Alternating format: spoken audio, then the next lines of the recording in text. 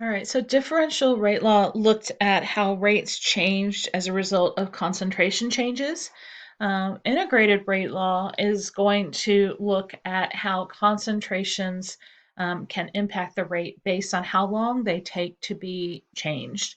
And so integrated rate laws are only going to be applicable when you have one reactant influencing the rate. So these are going to work for decomposition reactions or reactions involving multiple reactants that only have one reactant that has an impact on the rate law expression. So we can have orders with these integrated rate laws of 0, first, or second. And so the rate law expression is going to look just like it would in a differential rate law. But with integrated rate laws, we are able to graphically show the effects since you only have that one variable influencing the rate of your reaction. And so you can write a linear relationship showing how that reactant is influencing the rate law based on which graphical representation gives you a straight line relationship. So for concentration versus time, if we have a straight line relating those two, we have a 0 order reactant. Those are kind of rare. It's not likely you're not going to have any reactants influence your rate. First order, you would have a straight line when you graph the natural log of concentration versus time. And second order, you would have a straight line when you graph the inverse of concentration versus time. When you see these graphs, the next part's going to make a little bit more sense. But if you look at those integrated rate laws expressions, they're basically set up in the form of y equals mx plus b. So y is what you're graphing on your y-axis, concentration, natural log of concentration, or the inverse of concentration. T is the time, which you're graphing on the x-axis. And then the negative k, or the k term attached to t, is your slope. Y equals mx plus b. B is your y-intercept. So it would be whatever you are graphing on your y-axis at point 0. So we can use the slopes of these graphs as well as the units of our slope to determine the order, but the slopes help us determine the value of your rate constant. I will tell you that nuclear decays, whether they be alpha or beta, whatever type of nuclear decay you can think of, they follow first order kinetics. And so just kind of keep that in mind.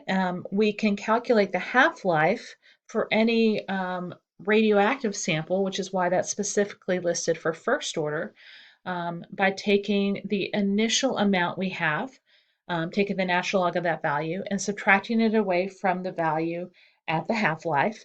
And that gives you a difference of 0.693. That's just what the difference between those two natural log values is going to be, because at time t, you would have half of your sample remaining.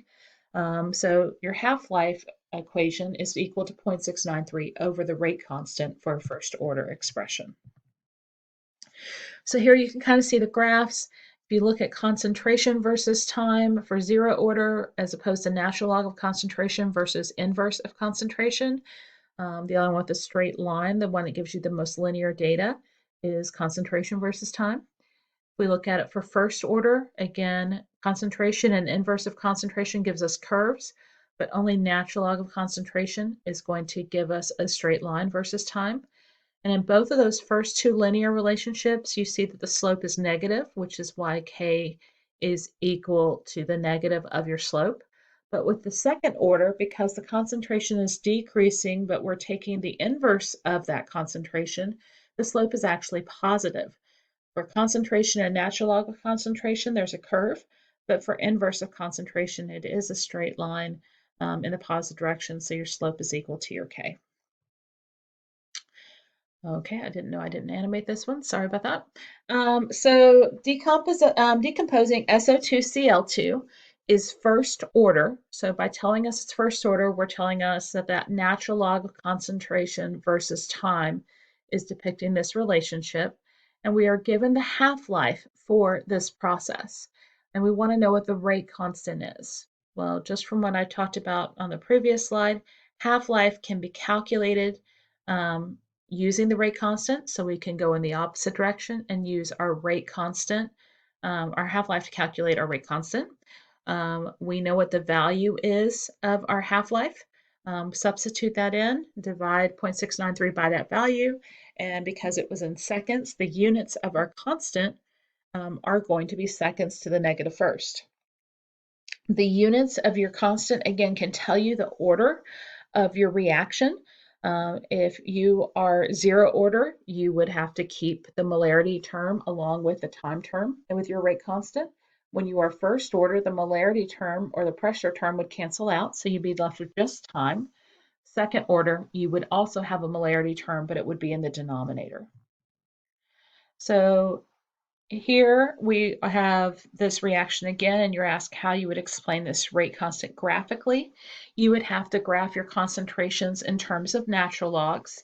And then once you get the linear relationship between the natural log of concentration of SO2 Cl2 versus time, your slope would be equal to that rate constant once you account for the fact that it's negative.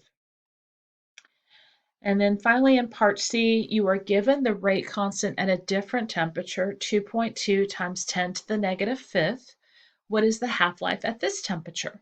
So we can use that same expression that we just saw previously, but this time we're going to substitute in our rate constant to calculate our half-life.